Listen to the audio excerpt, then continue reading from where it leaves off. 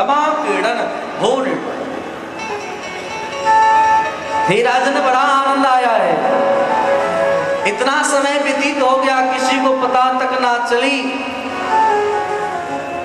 कंस को कर देने के लिए जाना है नंद बाबा को, इसीलिए श्याम सुंदर छोटे हैं, ऐसे श्याम सुंदर छोटे को छोड़ करके भार दे करके चले गए कर देने के लिए। इधर सब लाड़ लड़ा रहे हैं भगवान के प्रति, अनेक प्रकार के गीत गा रहे हैं। ब्रज में है रही जय जयकार, नंद घर लाला जायो है। नहीं गाएंगे, आप लोगों के मन में उत्साह नहीं, इंगित जरूर कराते। तो ऐसे ब्रजमंडल में भगवान अवतार लिए। नंद बाबा यहां से कंस को कर देने के लिए पहुंचे हैं, लेकिन उससे पहले वहां पर बालकनी मृगासुर, बकासुर की बहन आज अनेक प्रकार के रूप धारण करके नंद बाबा के यहाँ पहुंची हैं। उत्सव हो रहा है। अपने स्तनों में काल प्रणाम के जहर को लगा करके मैं मार डालूं। पूतना का एक मतलब होता है जो पुत से विहीन कर दे। उनको अपने तो पुत्र होता नहीं, दूसरे के पुत्र भी अच्छे नहीं लगते। ऐसी बकी मारने की इच्छा से गई हैं। जितने ब्रजवासी गोप गोपी हैं, सबका ध्यान उनके श्रृंगार के पीछे चला गया है। इसीलिए भगवान ने कहा इनके साथ जाना ही ठीक है। भगवान देखते देखते आंख बंद कर लिए, पूतना की ओर नहीं देखे, क्योंकि भगवान ऐसे लोगों की ओर ही देखते हैं जो देखने की योग्य हों। अनेक प्रकार के संतों का अलग अलग भाव है, जो आप सुनते ही रहते हैं, जानते ही हैं। वेद भगवान कहते हैं भद्रम कर्णेभिः शृणुयाम देवा भद्रम पश्ये। अरे जो देखने के योग्य हो उसे देखो, अन्यथा संसार में अनेक वस्तु हैं, वह देखने योग्य ना हो मत देखो। जैसे कोई मार्केट में जाता है सामान लेने के लिए, वही वस्तु लेता है जिसकी आवश्यकता है, अन्य वस्तु के पीछे नहीं दौड़ता।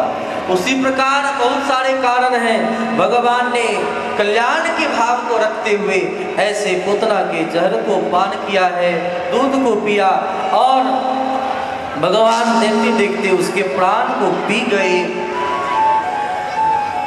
ब्रजवासी सब पीछे पीछे दौड़े हैं। ऐसे पुतना का भगवान ने उद्धार किया, मां के गति को दिया है भगवान ने। अहो वकीयम स्तनकाल कोटम जिगांशया पायद प्रसाद भी लेवे गतिम धातुष्टाम ततोन्यम कंबा दयालुम शरणम ब्रजेमहम।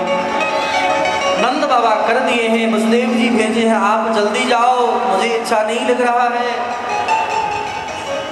वहां से नंद बाबा जब आए हैं, पुतना के बड़े बड़े हाथ पांव सिर हैं, सबको काट करके हवन कर दिया। हाथ जहां गया उसका नाम हाथरस पड़ा है। वहां से भगवान ने कल्याण किया। श्री सुखदेव भगवान परीक्षित जी से कहते हैं, परीक्षित पुतना तो मारने के लिए आई, न आहार शुद्ध, न व्यवहार शुद्ध, न विचार शुद्ध है, फिर भी भगवान ने मां के गति को दिया। अगर श्रद्धा प्रेम भक्ति भाव से अगर हम भगवान से संबंध जोड़ लें तो क्या हाल होगा। क्या ऐसे व्यक्ति का कितना भगवान भला कर सकते हैं। इसलिए भगवान की भक्ति प्रेम पूर्वक करना चाहिए। पुतना का उद्धार हुआ, भगवान के नामों से ही भगवान को झाड़ा फूका गया है। हे नरसिंह भगवान सिर की रक्षा करें, गौ के पुछ से झाड़ फूक हुआ है भगवान को। हे वामन भगवान दोनों बाण की रक्षा करें, प्रजापति अनेक नामों से भगवान को झाड़ा है, झाड़ फूक हुआ। श्री सुखदेव जी महाराज जब कह रहे हैं, परीक्षित जी को हंसी आ रही है और साथ साथ सुखदेव जी भी सोच रहे हैं कि देखो भगवान कैसे, भगवान से भी श्रेष्ठ भगवान के मंगलमय नाम है। कहूँ कवन ये नाम की कहूँ कहाँ लगी नाम बराई, राम न सकही नाम गुण गाई। उनके नाम की महिमा को क्या कह सकते हैं, भगवान के मंगल में नामों से ही झाड़ा फूका जाता है। भगवान ने ऐसे पूतना का उद्धार किया है, भगवान अनेक बड़े होने वाले हैं। उसी बीच में जब तृणावर्त आता है और भगवान उसके गले दबा करके मार देते हैं, शकट भजन आता है, शकट पर बैठ करके भगवान को उस शकट के नीचे रखा जाता है। भगवान के लिए सब प्रेम से गाते हैं, लेकिन भगवान जब रोने की आवाज करते हैं, जब कोई नहीं सुनता, ऐसे समय में भगवान चरण का जोर से प्रहार करके शक्टासुर का वध कर देते हैं। शकट भजन ये सब राक्षस कुछ और नहीं, दर्शन कहता है कोई काम है, कोई क्रोध है, कोई लोभ है, कोई मोह है, कोई मद है। भगवान का श्री कृष्ण का अवतार ही हुआ है। कब, कैसे? दसम स्कंद का नाम ही है निरोध। एक बात में समझ लो, अत्र सर्ग विसर्गश्च स्थानम पोषण मनवंतरे ईशानु कथा निरोधो। ये दसम स्कंद निरोध की कथा है। भगवान अपने भक्तों को अपने भक्ति के बीच में जो बाधा है, उस बाधा को दूर करने का सदैव प्रयास। भगवान ने सकट भजन शक्टासुर का वध किया। परम पूज्य श्री डोंगरे जी महाराज कहते हैं इस भाव को कि भगवान ने क्यों शक्टासुर का वध किया, भगवान को कहाँ रखा, भगवान छोटे हैं, भगवान को सकट के ऊपर छकड़े के नीचे भगवान को पलंग पर लिटाया है। भगवान ने कहा देखो देखो, हमारे लिए तो इतने सुंदर गीत गा रहे हैं, हमारे लिए तो उत्सव हो रहा है, हमें को कोई पूछने वाला नहीं है, मुझे संपत्ति से नीचे मानता है, इसलिए भगवान ने सकट पर अपने चरण का प्रहार किया। इसीलिए भगवान को कभी संपत्ति के नीचे मत रखो। भगवान संपत्ति के नीचे रहने वाले नहीं है, भगवान संपत्ति से ऊपर रहने वाले हैं। भगवान ने ऐसे असुर सबका वध किया। भगवान का नामकरण संस्कार हो, गर्गाचार्य जी को बुलाया गया। गर्गाचार्य जी नामकरण संस्कार करना नहीं चाहते, लेकिन अत्यधिक आग्रह पर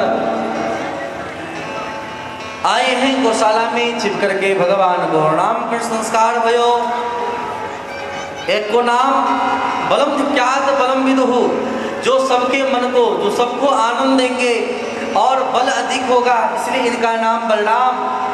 लेकिन जो छोटे वाले हैं, कर्षति इति कृष्ण, जो सबके मन को हठात अपनी ओर खींच ले, इसलिए इनका नाम कृष्ण होगा। ये मैया सुनते ही जोर जोर से रोने लगी, अरे बाबा, मैं तो गांव की गंवारिन स्त्री हूँ और आपने इतने टेढ़े मेढ़े नाम हमारे पुत्रों को रख दियो, दक्षिणा और चाहिए तो और दक्षिणा ले ले, लेकिन हमारे लल्ला का नाम आप सुंदो रख दियो।